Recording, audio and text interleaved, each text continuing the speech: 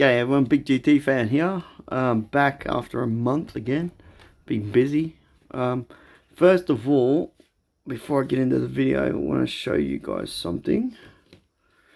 Got new stickers. So I'll put my email address on the thing down below, in the description down below. And if you want a sticker, it'll be well, these ones are bigger, so these will be $10 each. And I've got two sides, or two for 20, which is the two sides of the Subaru. But these are going to be my new stickers for my channel. So if you want one, you just send me. I'll put my email or my email down below, and then you can just send me your address details in an email and a self-addressed envelope to the address I give you in my email when I send you the email to a reply, and I can put $10 in a self-addressed envelope, send it to me, and I'll send you one of these, or two for 20. Anyway, so we'll get into that. Now, today we're going to talk about the XA GTHO Phase 4. So this car here was the new race model for 72.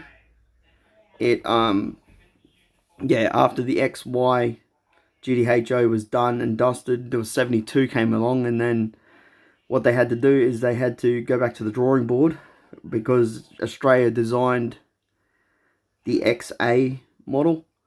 They had, more aerodynamic, so Australia wanted to design the car themselves, which is really their own, not really their own design, because you can see some of this came from the Torino, like the bonnet styling and whatever else came from the Torino sedan of 71.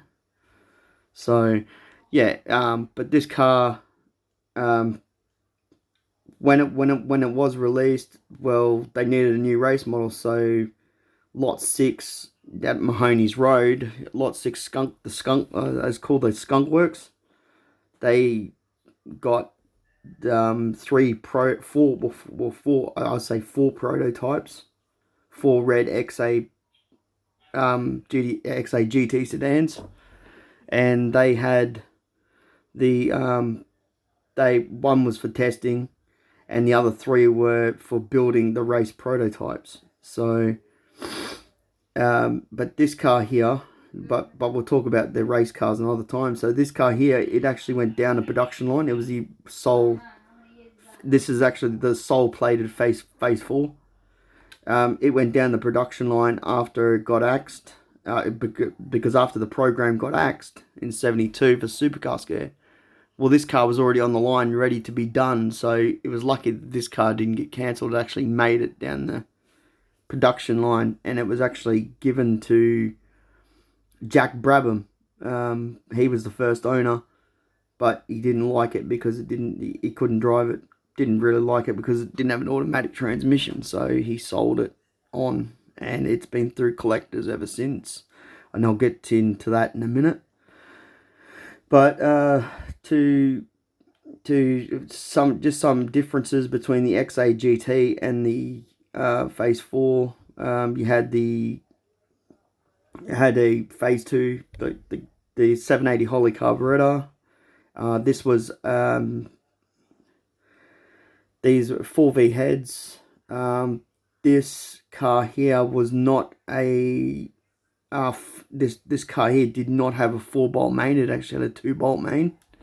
So if you ever hear someone saying about the green Phase 4 having a 4-bolt main block, it didn't. It actually had the 2-bolt mains, and Paul Toven, the actual guy, a collector, owner of this car, he can verify that since he's had it restored twice since he bought it. The story there was he was out on a fishing trip when the ad come up, and When it was at LaHood's, everyone thought it was a fake. Was walking away because it wasn't in Calypso green. It actually had the zircon green paint with the silver with it had actually with the previous owner, John Hampill. He didn't like the Calypso green, so he got it repainted to zircon green.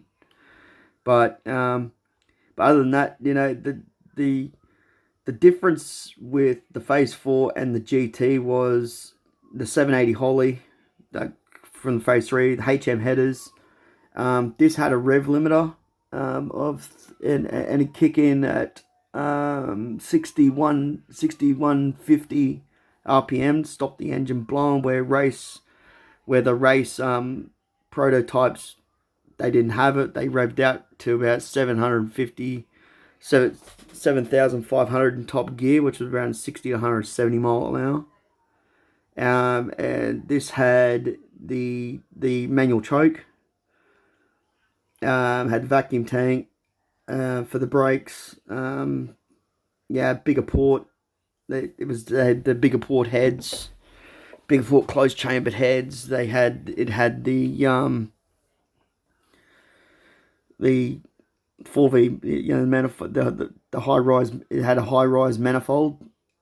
It actually did have a high rise manifold. This one, it had the.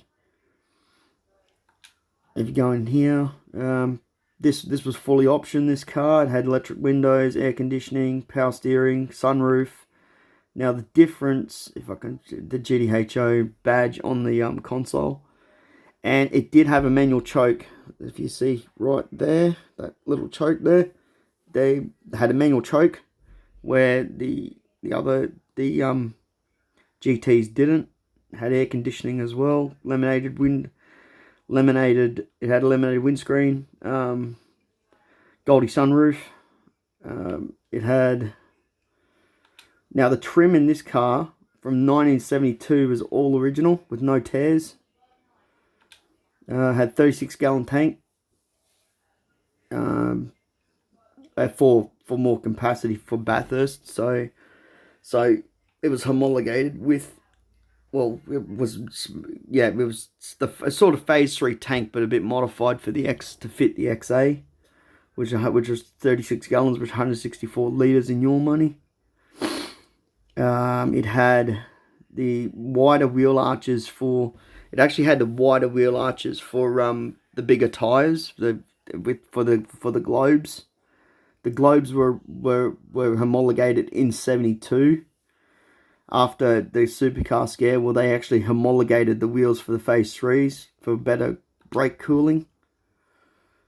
And being a 15-inch globe, 15-inch wheel, the instrumentation, if I can get in the car here, hang on, this is glitching out a bit. If I can get in here, sorry about that. It had the remote mirror as an option. It had now the difference between the standard GTs and the HOs and if you were lucky to get the RP83s, is it had an 8,000 tacho. It had an 8,000 rev tacho, where the GTs and the GSs didn't. The GSs had a 6 grand tacho, and the GTs had the 7 grand tacho, where is if you got one of these in the RP83 special, which was destined for all the Phase 4 parts, some of the Phase 4 parts. RPO 83 stood for regular production order, which got more or less a lot of the Phase 4 parts on it. You were lucky to get one of these dashes with the 8 grand tacho. So, but it did have the electric windows. Like, this was fully equipped, this car, when it went down the production line. So yeah, it got everything thrown at it. Even the you see here, it actually has the bigger 58 amp alternator, and it has the proportioning valve for the brakes. And this car here, if you actually have a look, it actually has a sticker there it actually has a sticker on the left hand side of the plenum, where the tag is. where the tag, the original tag, apparently Paul was at a show, and he had the with David Bowden, and some kid actually got under there and tried picking the corner, the left hand corner of the rivets, tried picking the This is before the car went into secrecy. After it got restored the first time, it was hidden. Well, he actually tried taking this kid tried getting a screwdriver under the plate and taking the plate off it. So, but for privacy details, I reckon that's why the sticker's there. But that's where the compliance plate would be on the XA GTs on the left hand side. So, but yeah, this car had it made the roads, like the supercar scare, that's what killed it. With Evan Green's article, 160 mile an hour cars on our roads or bullets on wheels. But in my opinion, it only would have been marginally faster than the Phase 3, given what diff ratios and stuff. It had a 3-to-1 diff, Detroit locker, from standard. But then you could option it with the LSD diff or the 3215. I think that's what LaHood put in it later on, because the tall gearing wasn't great around town. It didn't like being under 2,500 to 3,000 revs. But different diffs, different gearboxes for the tracks. But being this road car, it never. The other option too, it did not come with, was a left-hand mirror. Paul Tobin actually put that on there. He actually put that on there because of safety reasons. Being one and only car, the one and only Phase 4, it's extra security. So yeah, it wasn't optioned with a left-hand mirror. It was actually put on there. But original interior from factory, which is rare, has never been retrimmed.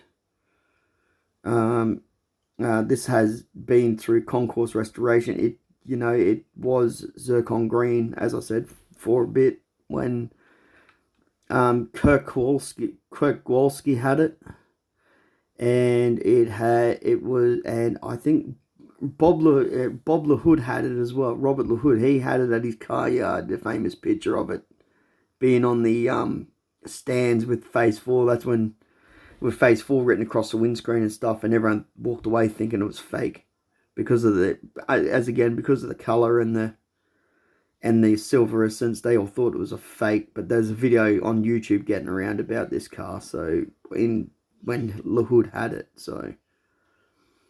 But it's my opinion now. When this got axed, and then Holden with their Tirana XU2 and Chrysler with the E38 Charger or E58 Charger, they would have dominated Bathurst for 72, but it didn't seem to be. Then after the program got axed, well, the Phase 3 had to come back for another championship until the RPO 83 was done, and that's where a lot of the Phase 4 parts was into them cars. So yeah, so more or less it did live on, but they just but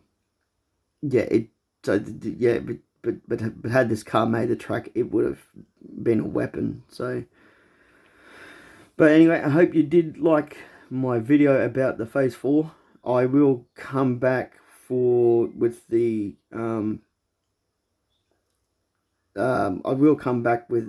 another view of the race car, but I'm pretty sure covered it all.